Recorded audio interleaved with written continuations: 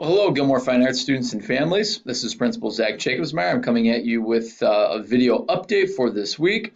Today is Tuesday, September 11th. I do apologize. The last update that I sent did not have sound. I believe I have that issue figured out and we should be good to go. So I'm sorry about that.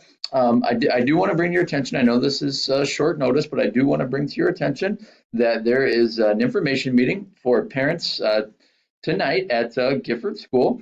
This is for parents and parents that are interested in having their child participate in Suzuki Strings.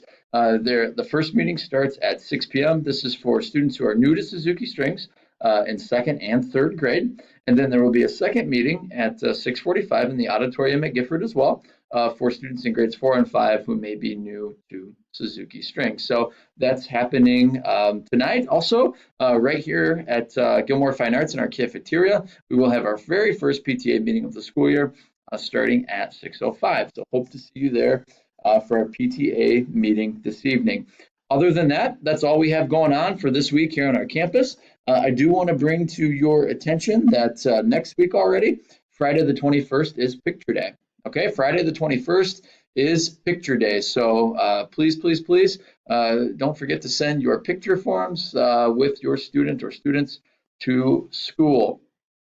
I also just want to mention to you, unrelated from our calendar, that I really do appreciate your patience and your flexibility as we continue to figure some things out, as we continue to get the ball rolling, as we continue to slowly work through some things.